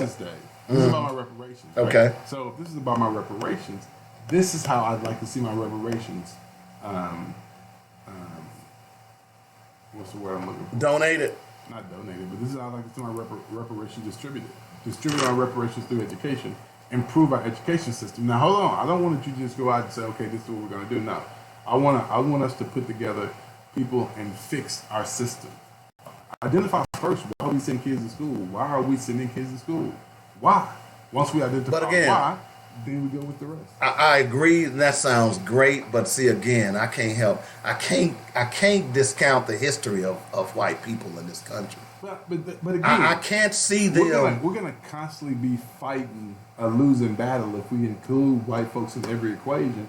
We start talking about how we're gonna better ourselves. I can't do that. Right, that's my point. I have to pretend like some of them pretend I don't exist. But that's my point. That's why I said we need to start our own school system. If you want to do that, again, like I said, why try to completely recreate the wheel when you can just take what's already there and improve it? you're still taking what's there. You're just building upon that foundation. But I'm talking about. Look, I am a firm believer that if you teach history, black history and culture, those children grow up to be much well-rounded. Okay, I'm a firm believer of that. But Dave, let's go back to the point I made earlier. Why do we send kids to school? We have to identify why we sending them. Because once we But I agree with all of that. Well, you keep talking about teaching them black history now. No. What I'm simply saying is that we have to teach our own children. Oh, our own children about black history. I don't disagree with that. That's what I'm saying. I'm not saying the system. That's why I keep saying we have to take what we have as a system. If we get some money and we decide, hey, look, if we're going to reform the education system, then we need to reform it. We should not be depending on white folks to reform it for us. That's what we've been doing for decades, depending on white folks to cut us some crumbs from that cake. No, not anymore. Black people have got to know themselves and name themselves and define themselves beyond white supremacy. The only way to do that is that we take our ball and we go home. And then Mr. White Man needs to come, Mr. Robert, Mr. David, we need y'all help. Can y'all help us out? Oh yeah, sure. What are we gonna get out of it? That's the way we got to do it, because that's what every other ethnic group does. That's why they're successful and we're not. We have to start defining ourselves. We have to start determining what we as a race of people are going to do, not based on white supremacy, not based on what Mr. Charlie is going to tell us, but based on what we know, what we've discovered through our history, through our culture. To me, that's the only way. I agree with you, but that's how it's got to be done as far as I'm concerned. If you're going to take my money, then, hey, we're going to have our own. T said, why can't we demand better education and get a check? Man, y'all want y'all check. Y'all want y'all check. See, that's the other thing. Right. Check. That's the other thing. You ain't going to talk black folks out of their check, black man. Black folks want their check. Black people won't. It's just like, look, when was the last time you were on a job and your check was late? Give me my money. How much of an attitude did you have? What? Well, when was the last? Have you ever been on a job? Now, I've been in the media business for a long time, so I've worked at multiple radio stations where you literally, when he wrote the check, you had to run to the bank to cash it right then. Yeah. And if you happen to be that third one in line, it might be trouble, right? It's going to be trouble, and you walk out the bank, you mad at the teller, you mad at the parking spot, you mad at everything else. That's my point, is that black folks want their check. Okay, so I'm not disagreeing with anything you said here, right? Mm-hmm. My only point is that while the check is very important, we got to think about us as a whole and how can we best impact our whole race, right? The way I think we best impact our whole race is through education. I think it's through business. Well, I think it's through business. Listen, Dave, give them all the damn business you want. If they don't have any financial literacy, they're still not going to be successful. But again, I think the key to rebuilding our community is entrepreneurship. Yeah, but Dave, you got to have some. I don't disagree with that, but you still got to have something to go with that, right? I agree. You got to have some kind of foundation to build that brand new Porsche. It's gonna go with it. Yeah. We'll probably get that before we start making any money. So that'll be No, but I mean, we're both making valid points, and I certainly understand where you're going. And I think it goes back to what we initially said. Is that's why this conversation is such a difficult conversation. It's a tough conversation. And that's why I don't want politicians to decide how we should be paid, if in fact that's going to happen. They should, if this is going to happen, they ought to be having think tanks all around the country. Invite black people in and say, hey, look, reparations are afoot. How would you like it to be paid? Yeah. You see what I'm saying? Yeah. That's because the majority of people are going to say, I want a check. Some of them are going to say, like you said, some of them are going to say, like, look, and maybe because I'm an entrepreneur, I just need some money. I need some capital for my business. You see what I'm saying? I get it. I need capital. You know, I ain't trying to ask for a handout. Give me a loan. You know what I'm saying? So I can start my business. Right on. You know, at least get my business on. So when I need to go to a trade show next spring and I got to kick out $5,000 just for a spot. You hear what I'm saying? Mm-hmm. When I got to kick out that $5 to $7 grand just to get in the arena for the trade show, that don't include me getting product, flying there, room and board, all that other stuff. Hey, just give me that opportunity. Because say I got a good product, I just need the right people to taste it. I need to get it in the right people's hands. So from my perspective, I want business support. Right. You want educational support. LaTanya wants a check. T wants a check. You see, so black people are not a monolith. Right. So we need to be able to have a diverse way to disseminate those funds if in fact those funds become available. That's all I'm saying. I agree. I'm not saying you're wrong. You're not saying I'm wrong. I'm just saying that we need to have a diverse way to make sure that anyone who's going to be eligible for those funds are going to be satisfied when they get those funds. Now, Right. you're not going to satisfy everybody, but if you satisfy 80 to 90% of people, and I can't feel sorry for those people going to lose that money after they get it. I'm sorry. It's kind of like some people smoke all their lives and get cancer, and some never smoke and don't get cancer, and some never smoke and get cancer. Can't do nothing about that, okay? Right. But at the end of the day, I just want my check. That's all I'm saying. Don't hate me because I want my check. I ain't knocking it, brother. I'm just No. saying, man, for me, honestly, man, I just like to see us come up in a big way. And I think that You give me $300,000, I'll come up in a big way. I think we should be more strategic in how we look at how we get what we're trying to get. Yeah, get me that check and we'll talk strategy.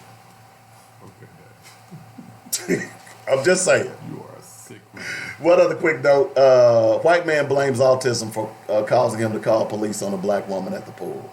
Oh, Jesus. Have y'all heard this story? No. An autistic man says his condition was the catalyst that caused him to repeatedly call police on several black women relaxing at the pool of his apartment complex. Because of it, he insists that he's not a racist. Okay. A white autistic racist. That's what you are. I'm just saying. All right. 855-525-5683 is the number. Y'all make sure y'all go out and read what Robert E. Lee's son's great-great-great-grandson said. Okay? Please do that. Let me see what else. We're going to do the book list here in just a moment. Did you read the story about the police officer who had a history of being a racist and then he got Police Officer of the Year? You hadn't heard that? Oh, so internalized racism and stuff. Okay, so let me go here. Okay. All right, Cliff, I'll look at that. Good stuff. Let me go ahead and find this story. So stay on your job, baby. Stay on your JOB. Clippy doing that thing, man. Let's see. Serena Williams makes the Wheaties box for the first time. She's excited about that. I'm not a big Serena fan anymore. Why not that? What you got to get Serena? I'm just not. Black man wasn't good enough for you, huh? Okay. Oh, that's cold. I'm just doing what the sisters say. Player, that's cold. I'm just doing what the sisters say, do. You's a cold piece, Hey. player. You run around and you're running in and out of hotels with black men, but now when it comes to getting ready to marry one, you don't want a black man. You a cold piece, player. You a cold piece, player. I'm just saying. Let me see. I was looking for that police officer in Florida We who got cop of the year. who got Policeman of the Year, and he That's has what's up. That's he has what's up. numerous things in his jacket that prove that he was a racist, but they gave him Police Officer of the Year. Maybe he wasn't Okay. racist. Maybe those things were just convoluted. Man. Maybe he misspoke. He didn't really mean what to say, what he said when he said it. Is So that what you're you saying? said the N word. Yeah. So to say the N word make you a racist? If you're white, yeah. So saying the N word makes you a racist if you're white. Yes. So if you don't give me a job when I come to get the job, does that make you a racist? If you have said the N word, in all likelihood, yes. If I have, I haven't. Yes. If I have, Yes. I don't get a job because you racist. You don't get the job. Well, you know why you're not getting a job, because they are racist. Man, it's tough getting work in America. A Florida police department will review its annual award procedures after a cop previously accused of excessive force and blatant racism was named its 2018 Officer of the Year. Orlando Police Chief Orlando Rolon said in a statement that he believes department brass must improve their selection and evaluation process. Really? I will be working with my command staff as we go through the awards policies, and we will be implementing changes to those policies. Mills, who is white, was disciplined with a reprimand after the March 2016 traffic stop in Paramore, where he was caught in a police body cam footage denigrating a black woman's appearance. That hairdo is sad, Mills said. But how did our hairdo look though? You've got to get your hair done, girl. A subsequent internal affairs probe found that Mills' comment violated department policy and reflected poorly on the department. Vice President of the Orlando Citizens Police Review Board also accused Mills of blatant racism during the encounter. If he received this award, what message is OPD sending to the citizens they are sworn to protect and serve? So I mean, okay, so it sounds that doesn't. You need to get your wig done. That's? I mean, it sounds as though it was. Now I don't know, but hearing it that way, it sounds like maybe he was kidding with her. It was a joke. You need to get your wig done. a police officer. No. Yeah, maybe he. I mean, No. you know what? Some guys just have poor sense of poor sense of humor and terrible timing. What else did he do? Give me some more. In one incident, a man claimed Mills sexually assaulted him as he searched for drugs during a traffic stop in 2014. Sexually assaulted him. Okay. While another man accused Mills of slamming him to the ground without provocation after pulling him over in October 2013. But city officials maintained that the settlements were not an admission of guilt. So they had settlements. So he did something. Yeah. So black folks can't win for losing. I'm just saying. All right, we got a few more minutes. Let me do the book list real fast. We're down to, let's see, we did the autobiography of Malcolm X. We are down to Betrayal by Any Other Name by Dr. Khalid al-Mansour. Okay? By the way, Dr. Mansour, he's Muslim. Oh, God, he's Muslim. Oh, Dave's reading books by Muslims. You are sick. Remember what I told you all about research? You have to let research take you where it takes you. Okay? And no matter who wrote it, quite often there are things that you can find out about history by some of the worst people. Okay? So just letting you know that. A lot of people don't realize that the Holy Bible is in historical circles and anthropological circles are used as a historical book, not a religious book.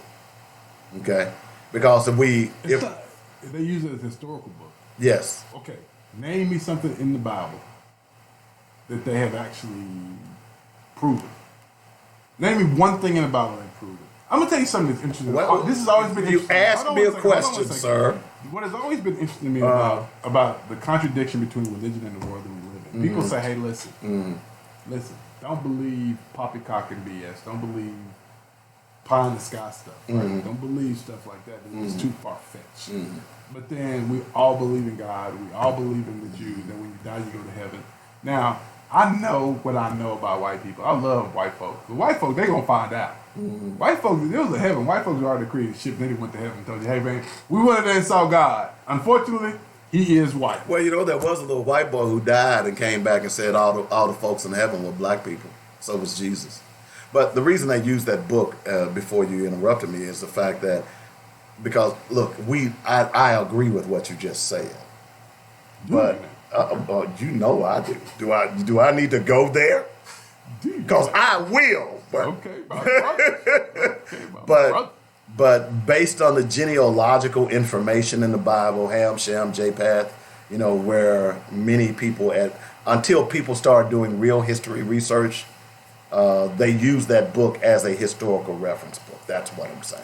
Okay. Yeah, I don't know how that happened. But okay. I've said quite often is considering the fact that the children of Israel were in bondage by Egyptians, then they would have taken on some of the Egyptian mores, like keeping a body. We found mummies tens of thousands years old. Right. We hadn't found anything based on the Bible yet. No. Not one of Not those one people. thing. Okay. Not- So I'm just saying. honestly, I remember watching because I saw it come on the History Channel, and they were talking about the jeez, I can't think now. The curse at Oak Island is the a one fascinating. where they were talking about where they were talking about Jesus going into the thing and transcending up into heaven. The Shroud of Turin. The Shroud, yeah. So they did a little thing on it, and I thought it was really interesting because while they didn't say it was a shame, they pretty much said it was a shame. Well, I mean, the bottom line is that we've found anthropological things from dating back thousands and thousands of years, yet nothing has been found during that period of time that so-called existed. Yeah. Nothing. I mean, nothing has been found. Not one piece of pottery, not one bone, not any of those people who even lived. As big as they say the ark was, there is no traces No of trace it. of it. I'm gonna tell you something. Can I do my book list? Well, hold on, man. Every time I do this, man, I always hear this. You stop that, Robert. That's my grandmother. I thought she used to say when I start talking about this. You stop that, Robert. Don't you defile Jesus in my house. I used to love that. I know. My grandmother. I've gotten that too from my mom. I used to love that. Don't you defile Jesus in my I house. didn't raise you like that. In this house, you gonna love Jesus. I don't know why you out here acting like that. I'm just ashamed. Yeah. But, and what I tell my mom is, Mom, you may be ashamed, but I'm about facts. Yeah, my grandmother. Okay. I get my grandmother. I get them too. If that's what you've been indoctrinated to believe, that's fine. I don't have no problem with what your belief is. But all I'm saying is that don't chastise me because I believe something different. Right. And her father was a preacher. Too, Right. so. And not only do I believe something different, I just didn't take somebody's word. Right. You did the research. I went out and did the research. That's why I'm doing this book list. You see what I'm saying? Yeah. So it's not that someone came and told me and corrupted my mind. I decided for myself that, okay, Brother Minister is saying one thing, Reverend Jones is saying another thing. Let me go find out the truth for myself. Right. So that's why. I'm going to tell you a funny story real quick. And you can do Oh, gee, thank you. We're running out of time here. Yeah. So I remember I had all these questions, man. I was like, you know what? I gotta find somebody to ask these questions to. So I'm not gonna call the preacher's name, but I ran into this one preacher, and we happened to just be having a conversation, and it seemed pretty cool. So I said, "Hey, Pastor, you know if I come by and talk to you sometime?" He said, "Oh yeah, man, I love you to come by and talk to me. Man, I'm a good kid, blah blah blah blah blah." So I called him one day and said, "Hey, I'm in your area. You mind if I stop by?" He said, "Oh man, I'd love it." So when I say, "I'm gonna tell you what I want to talk about," he says, "Yeah, anything." I said, "I want to talk about the real existence of God. Do you think God's really real? Oh, son, God's real. God's really indeed. I mean, my God, praise Jesus, God's real. So we go through this whole conversation. Did he start speaking in And tongues? I'm just asking questions. I'm not, and I was really asking questions for my own understanding. I just wanted to have my own understanding, right? And I know what you're getting ready to say. I gave him a question, And I just saw like that, you know how you get that glazed over look? He was like, where this dude come from? He was like, son, if you don't believe in God, that's your own personal thing. You don't believe in God, then God gonna have to come deal with you on his own, because I can't deal with you. Because you don't believe in God and you ain't godly and you're gonna go to hell. And everybody you know gonna go to hell. And I was looking at him like, because I asked you a question. Yep. So that kind of threw me off right there. Because what I realized then is that a lot of people talk about God. A lot of people talk about God. They talk about the God and Jesus and who he is and what and all that stuff. But they really don't know anything beyond what's in the Bible. They haven't done any research beyond the Bible. Right. So, and to the point, one of the things on my book list is the African American Heritage Bible. And I advise anybody out there who is preaching the gospel, talking about the gospel as it relates to Christianity, go read that book, because it tells you unequivocally who those people were in that Bible, if they existed. Now, but the fact of the matter is, where they came from and who they were, it's pretty clear that they were people of ethnicity. There's no ifs, ands, or buts about it. So, unfortunately, you do find people who are like that, who you can't question them. And I think that does a disservice to our people. And that, in part, is why people are in the predicament that they're in. All right, so let me quickly do these two books. And by the way, one other thing I'll say about that is that on this book list, I tell you all every time I talk about this book list, every week, I have the United States Constitution as the first item on the book list. All the other books are not in any particular order. But the reason I have the United States Constitution as the first book is because you got to understand the laws by which you are governed. You live in a country and you don't understand the document that was created that governs you. I would make this same argument to Christian folks, is that if you're going to read that Bible, and or Muslim folks, if you're going to read that Quran, then you ought to know where those people came from. You ought to know what their ethnicity is. You know, just being able to quote a scripture to me because it's convenient for you doesn't do it for me. You ought to know who they were. I remember talking to a Christian lady, and I was telling her about this, and this was back when I was living in Memphis, when I was just beginning to learn more. And I told her about Keturah. Well, Keturah is the woman that Moses married in the Bible. Well, where was Keturah from? It clearly states that she was from Sub-Sahara. She was black. And I asked her, I said, so why would Moses, if he was white, marry a black woman? You could see her, and she admitted, you know what? I had never thought about that. No, because you don't read the Bible to think. When you read the Bible, it's an emotional thing. There you go. So that's why you can't have logical conversations about the Bible. There you go. Because they're coming from an emotional place. There you logic go. and emotion never go together. And me being a logician, it's tough. Not gonna help. It's not going to help. All right, so Dr. Khalid Al-Mansour, the text examines past and current African-American leadership. Dr. Mansour pulls no punches when it comes to his belief as to why Africans in America are not receiving the proper leadership. Be aware that this text is written by a devout Muslim, and he quite often attacks Christianity because of how it was used by the European to destroy Africa. By the way, if you don't know your history, you also understand that so was Islam used to destroy Africa. Do not let that aspect sway you from reading and learning from this text, because it contains a wealth of knowledge from which all African Americans can draw if we are to succeed in our quest to truly be free. The second book is Rage of a Privileged Class by Ellis Coates. Ellis Coates, I had the opportunity to interview him. He has since passed on.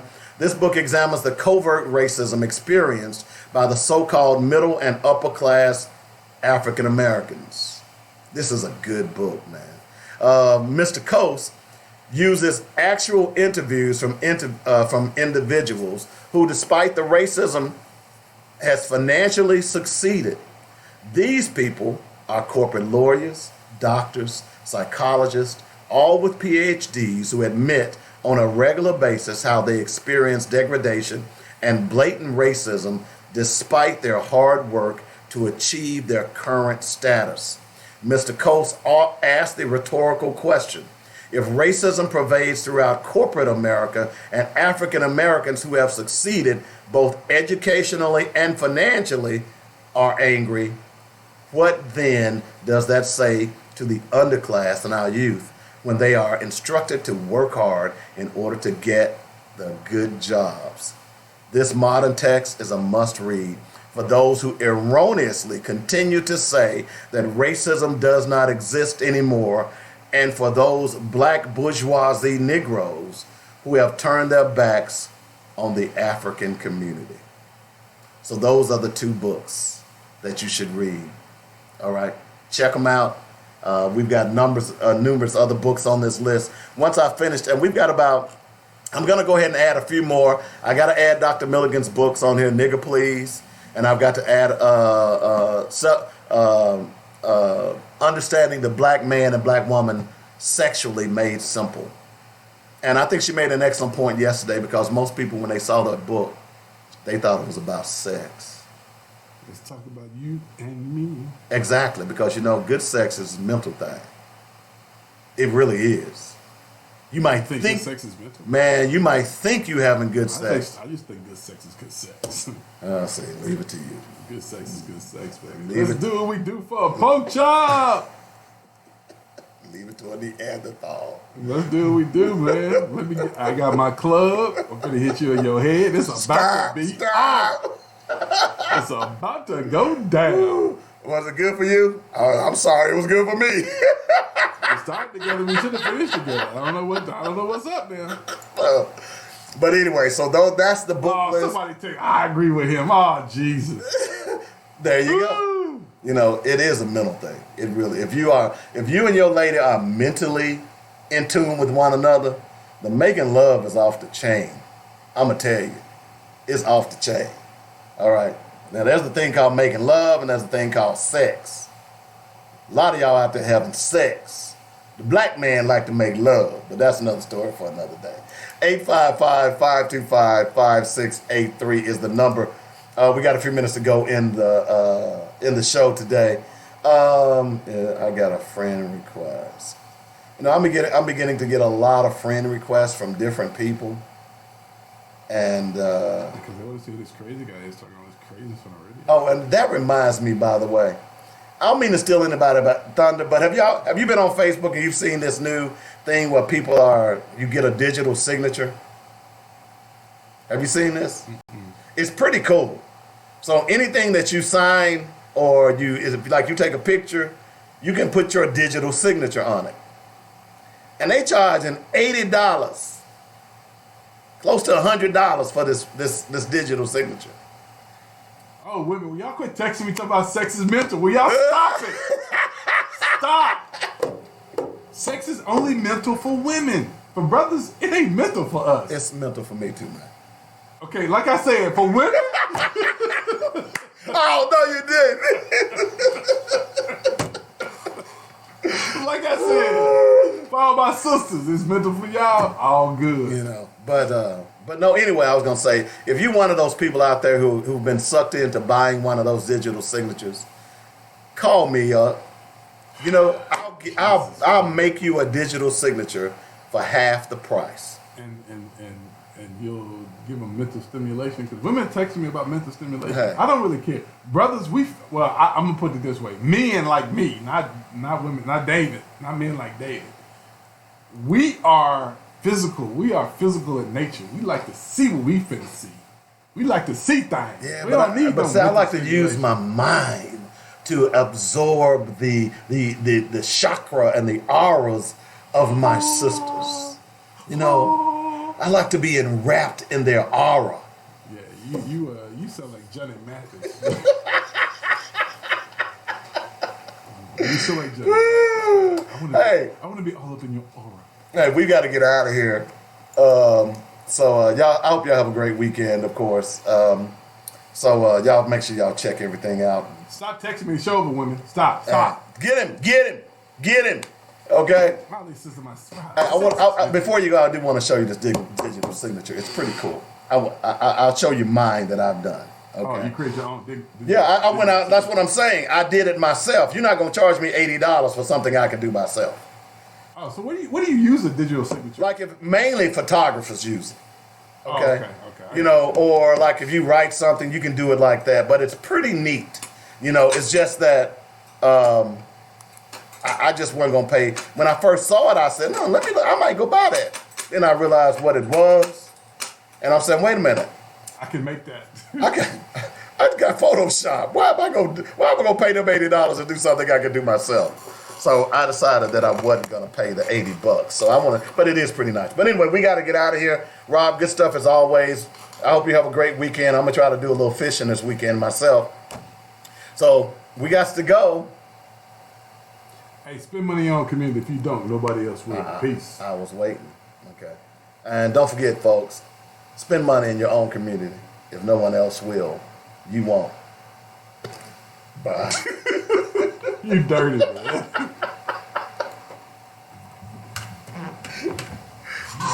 Focus, where we discuss our issues with our solutions and our voices. Join us every weekday afternoon at 1 p.m. on Joint Radio. Here, let me show you this real fast. It's really neat. Let me stop this. Because I take a lot of pictures. I went out and bought that camera for the purpose of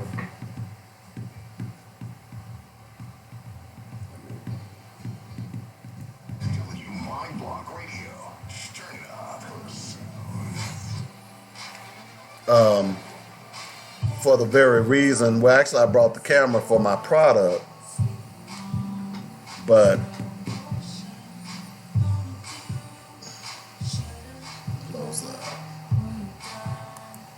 so I take all these pictures, and I'm like, when I saw it,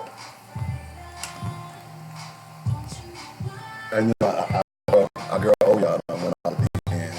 I think. I mean, she putting all her business on Facebook. You know, how she eat pussy.